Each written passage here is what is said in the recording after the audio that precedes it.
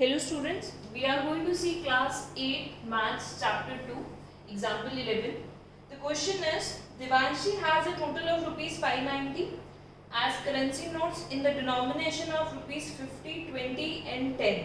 मतलब देवांशी के पास total rupees 590 है, उसमें से कुछ उसके पास 50 रुपीज के नोट्स हैं, कुछ 20 रुपीज के नोट्स हैं, कुछ 10 रुपीज के नोट्स हैं. ठीक है. The ratio of the numbers of rupees 50 notes and rupees 20 notes is 3:5. एक रिलेशन दिया है हमें, जो उसके पास 50 नोट्स हैं, 50 रुपीज के नोट्स हैं और 20 रुपीज के नोट्स हैं, उनका रेशियो है 3:5. If she has a total of 25 notes, how many notes of each denomination she has? हमें क्या फाइंड करना है? That कितने उसके पास 50 रुपीज के नोट्स हैं, कितने 20 रुपीज के नोट्स हैं, कितने 10 रुपीज के नोट्स हैं. उसके पास टोटल कितने नोट्स हैं? 25 नोट्स. ओके. सो सबसे पहले वर्ड प्रॉब्लम्स में हम क्या करते हैं? Let the common ratio be x.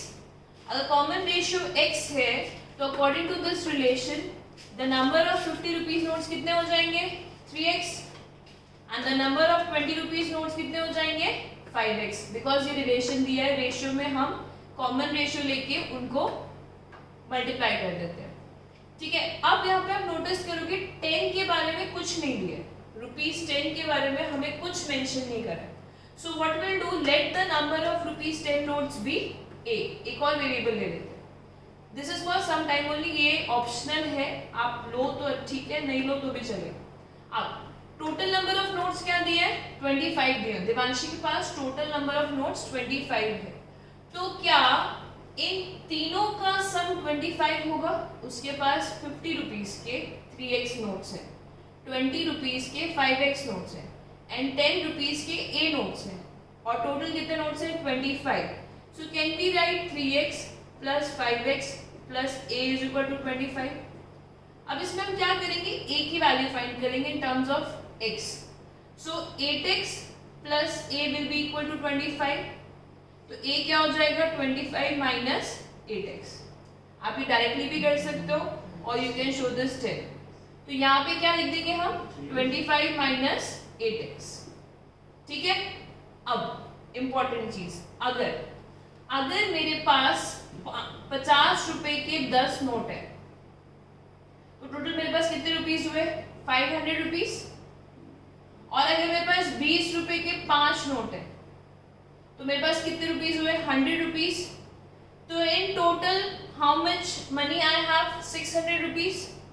हमने क्या किया, जो डिनोमिनेशन है उसको नंबर ऑफ नोट से मल्टीप्लाई किया तो will get the total money लिया. Same way what will do is denomination को नंबर ऑफ नोट से मल्टीप्लाई करेंगे. ओके. तो ये स्टेप यहाँ पे कर देते हैं. तो it will be 50 into 3x, 20 into 5x and 10 into 25 minus 8x. ये हमने क्यों किया? टू गेट दैट 50 रुपीज के जितने भी नोट्स हैं उनको मल्टीप्लाई करेंगे तो हमें एक कॉस्ट मिलेगा. अब देवांशी के पास टोटल कितने रुपीज है?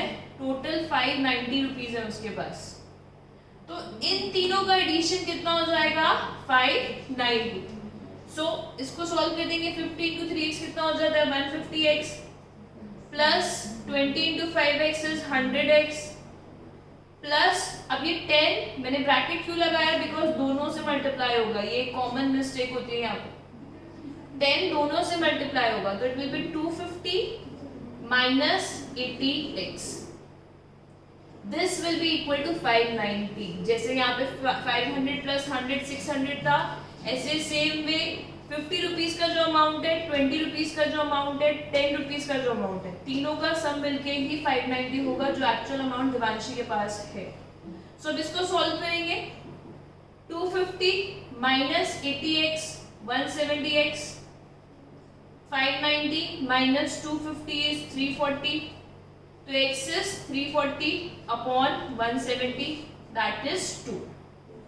अगर x हमारे पास 2 आ गया है सो एंड में 50 रुपीज के कितने नोट्स हो जाएंगे हमारे पास? कितने थे? 3x मतलब 3 into 2 हो जाएगा that is 6.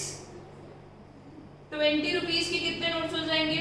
5x that is 5 into 2 10 and 10 rupees के कितने नोट्स हो जाएंगे 25 माइनस 8x 25 माइनस 8x कितना हो जाएगा 25 minus 60 that is 9 so therefore उसके पास 50 रुपीज के 6 नोट्स है 20 रुपीज के 10 नोट्स है एंड 10 रुपीज के 9 नोट्स है ये आपका एंड स्टेटमेंट होगा this is one of the important examples so you all should know it thoroughly okay thank you